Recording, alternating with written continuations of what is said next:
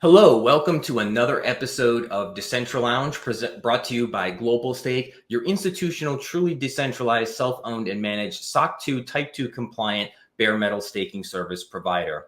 Today, we're thrilled to host Gabe Higgins, co-founder of BlockSpaces and a pivotal figure in the blockchain community.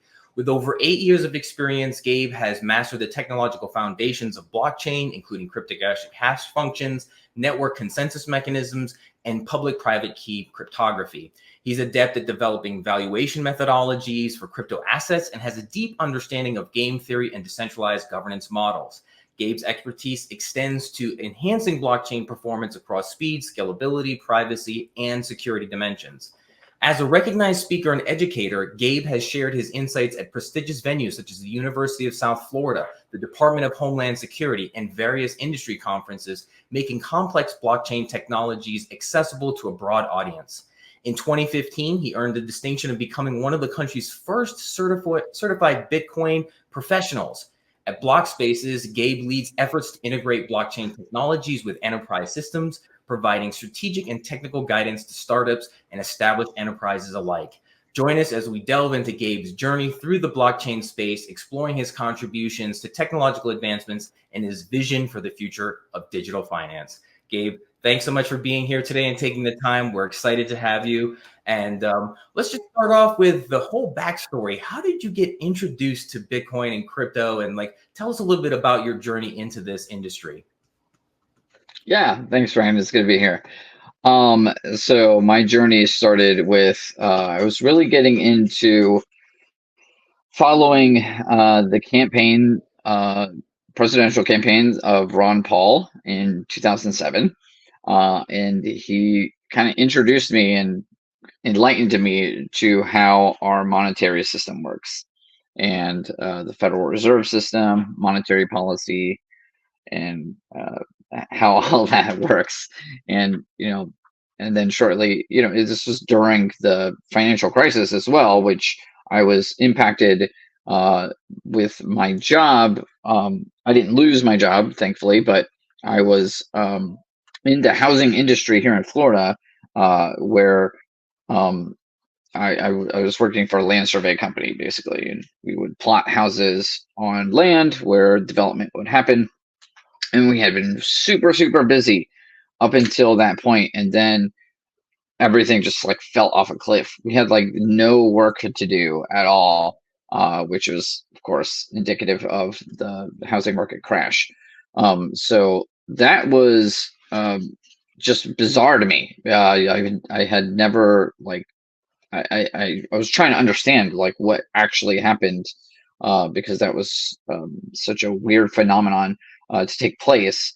And if and during that time, that's when I was like, okay, I gotta learn. Like, there's a lot to learn here, like how the world works and why stuff like this can even happen in the United States. I didn't even think that was possible. Um, so following Ron Paul, he kind of enlightened, gave some insight into okay how that happens and the nature of monetary bubbles and bubbles in certain asset classes, which is what we saw with real estate. And so, um, learning more about what the Fed is doing, and then sound money, the history of money, learning about what money is, what hard assets are. That is when I kind of discovered Bitcoin shortly after that. And my dad was a gold bug, so I kind of inherited his gold bug acuity, but I didn't understand why really. It wasn't until Ron Paul and that I really understood the reason there.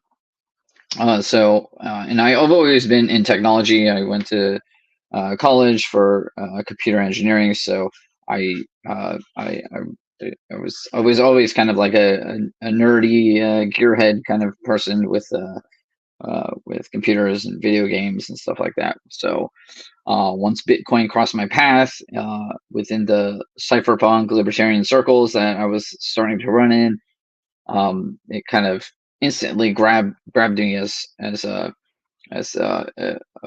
technology solution, but also a solution with the financial system as well. So that's kind of, and that was in late 2012. It was the first happening. I was learning about Bitcoin, learning what a happening was, as we all were, because one hadn't happened yet.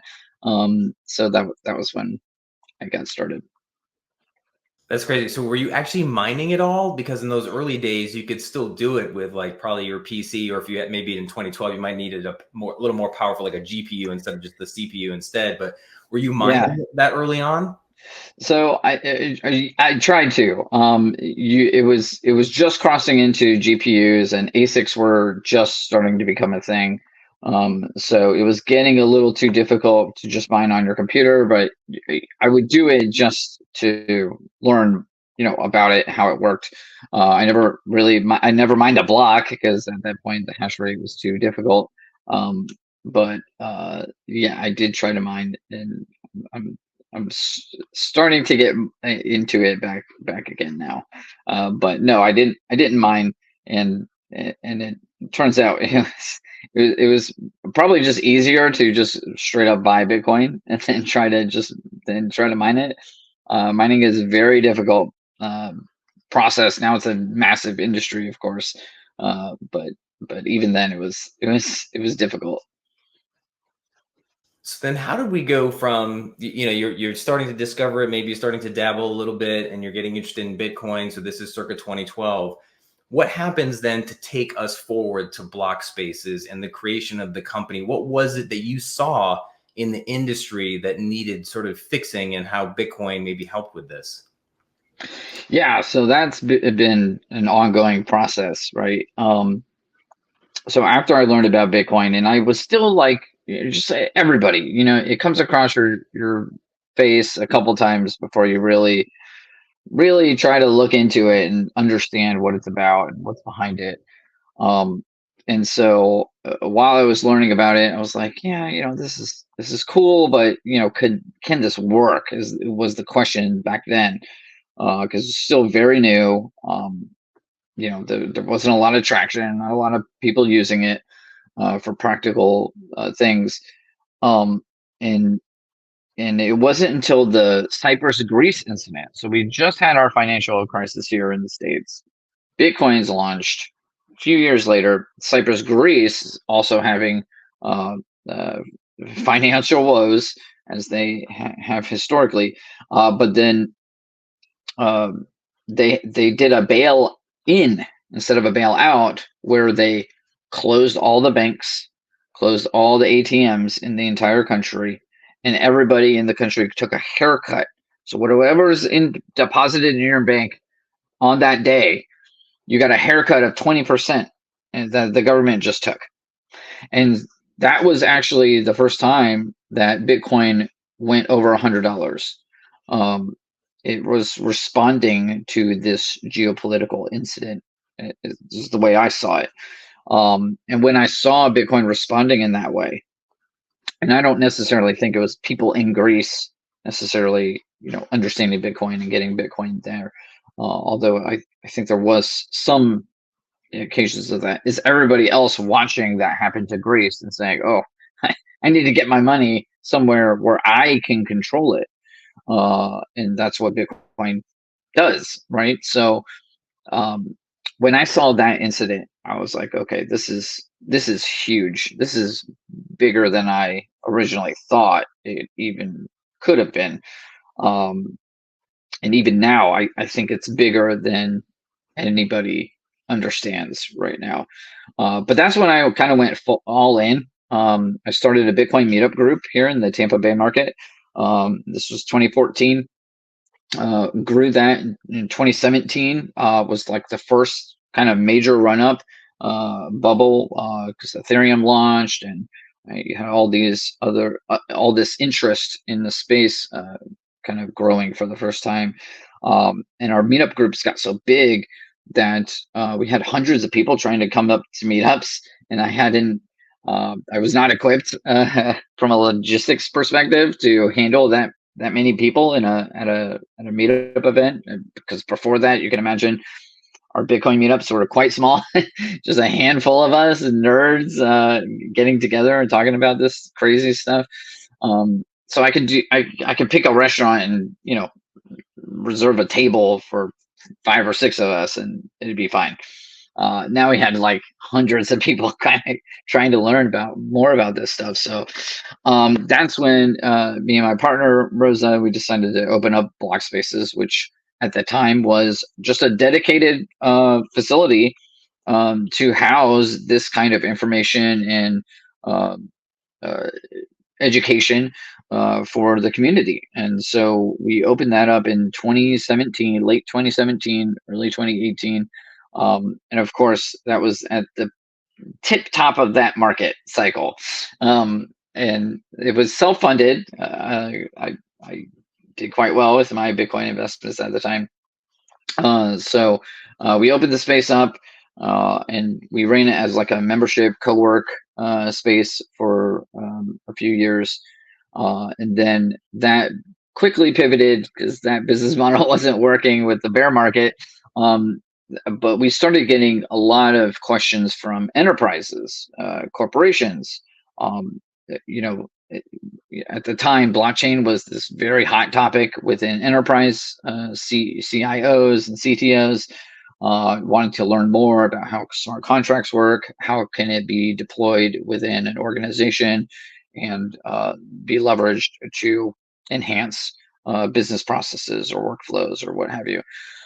So that's when we kind of pivoted to doing consulting and development, where we had all the developers that knew anything about this technology in our space.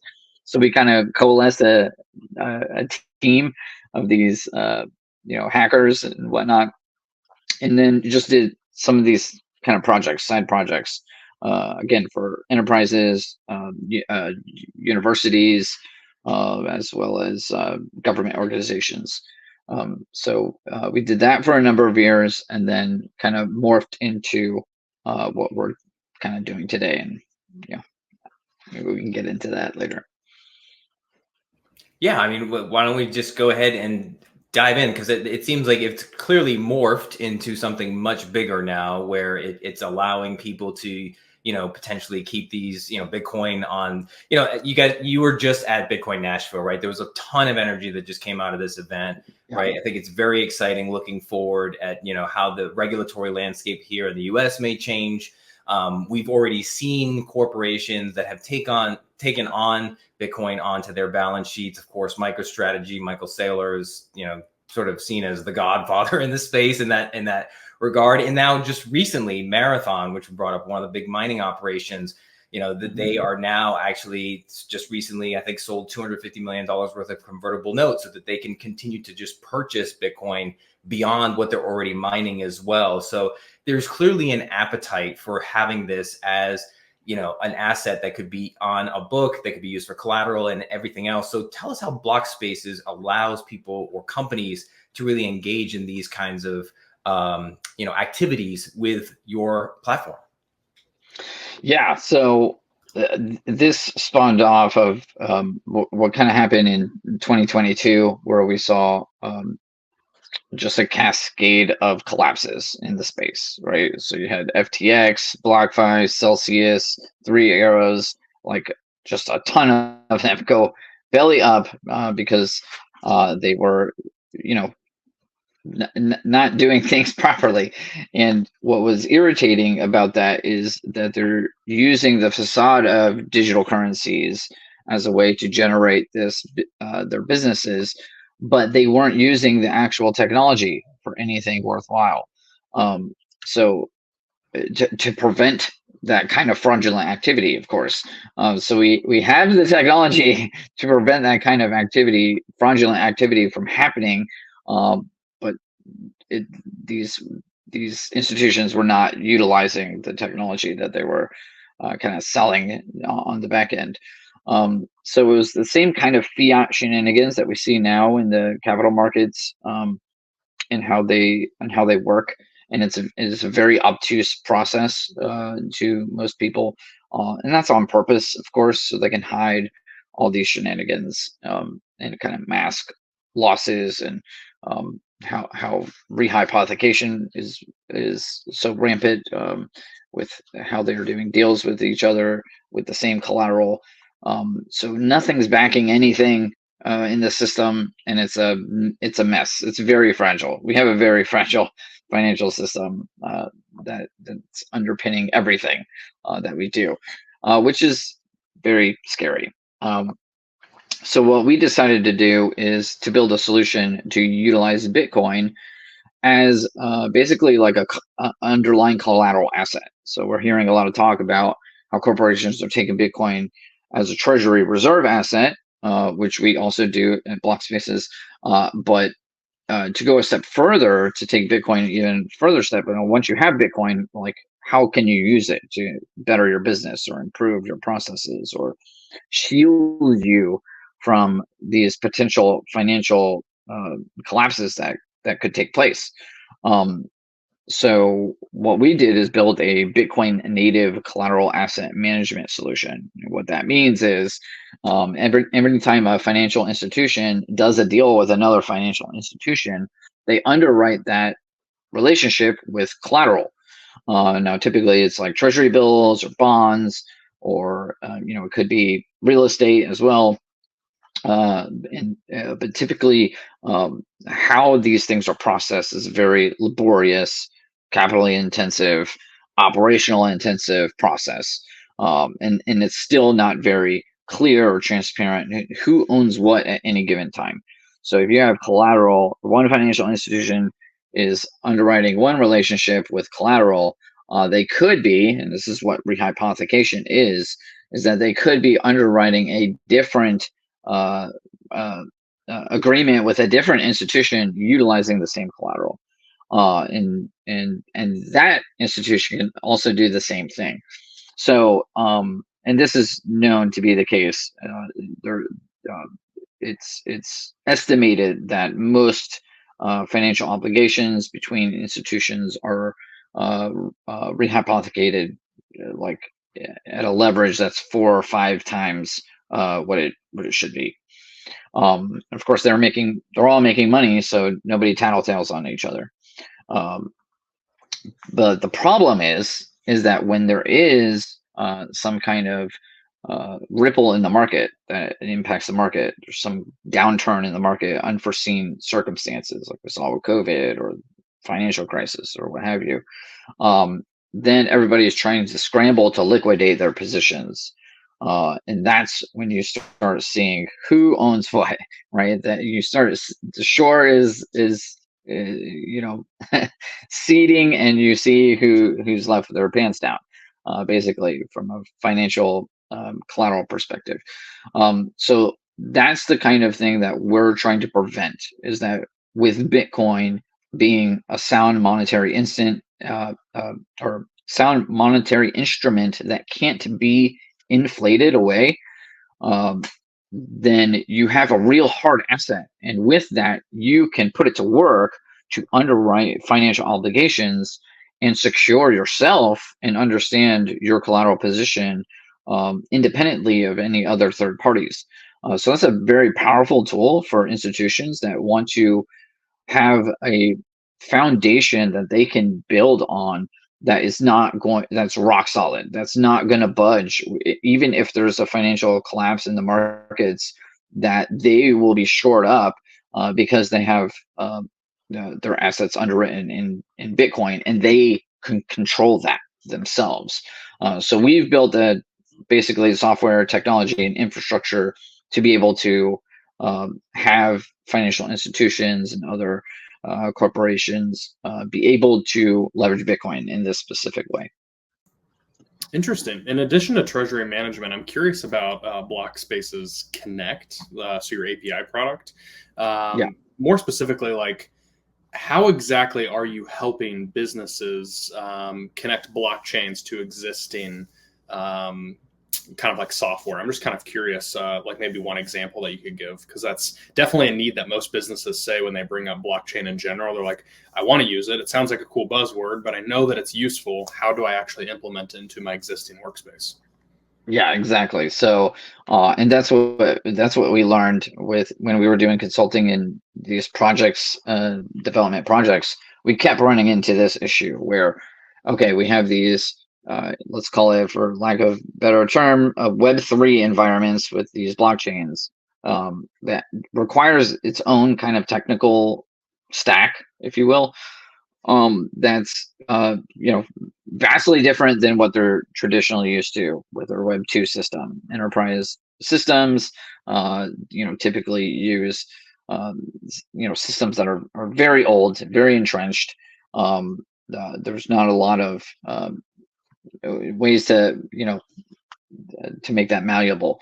So you have to find a way. What we decided to do is build some kind of bridge, right? A technical bridge, API, uh, uh, translators to be able to uh, have a Web3 environment that talks to your Web2 environment in a kind of like seamless workflow within a business setting and software application setting.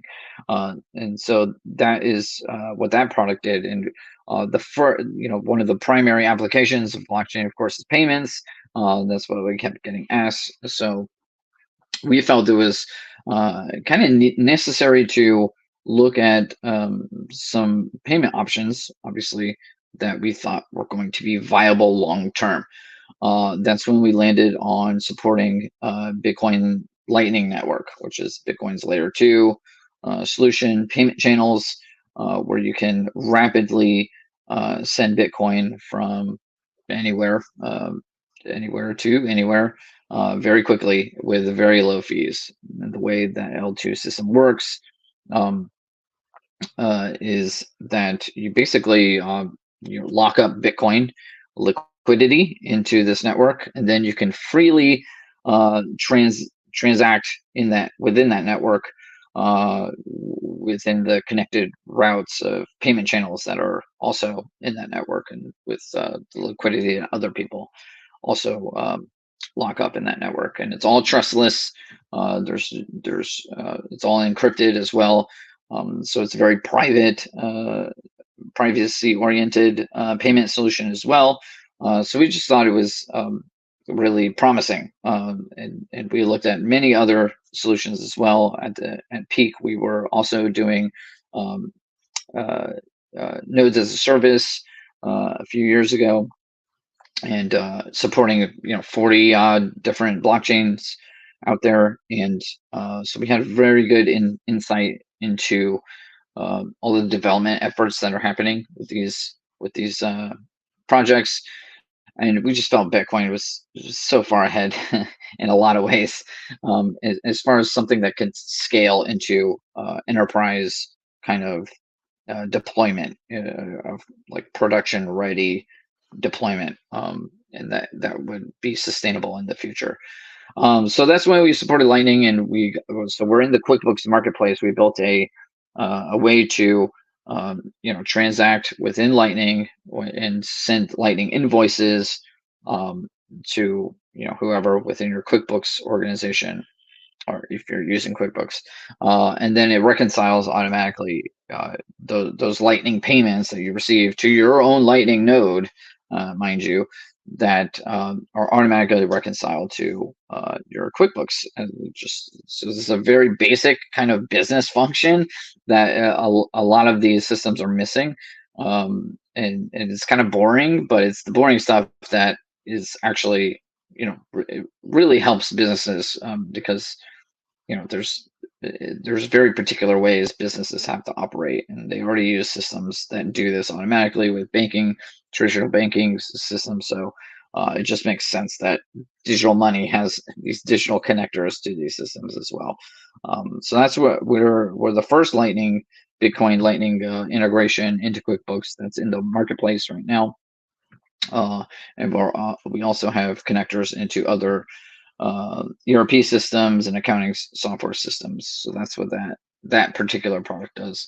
But that is now kind of dovetailing into this new product, this collateral management solution that we haven't quite launched yet. We're in pilot phase right now with a few key partners that are helping us test things and optimize the system, and we hope to launch that either next quarter or early next year. That may be the perfect point to ask how people could get in touch with you, Gabe, because if anybody's watching this and is maybe either wanting to help test it or maybe even be onboarded to the system, like what's the best place for anybody who's watching or listening to reach out to you personally or just learn more about BlockSpaces? Of course, anything that you mentioned, we'll be sure to link with when we post these to our primary channels, and then as well as on LinkedIn or X. But how do you prefer people get out and get in touch with you? Yeah, I'm very much active on X and Nostr. If your folks are into Nostr or know what that is, but it's like a decentralized Twitter basically. But on X, you can find me at Gabe B for Bitcoin, Higgins. So just my name, basically. And you can reach out to me via email at gabe@blockspaces.com or visit our website, blockspaces.com, for more information. We're doing a revamp right now to get more updated information on there about our current services. Awesome. Well, thank you so much. And thank you for everybody else who's been tuning in today to watch or listen to this episode featuring Gabe Higgins from BlockSpaces. As always, we appreciate those of you who are tuning in, and we'll see you on the next episode of Decentral Lounge. Take care, everybody.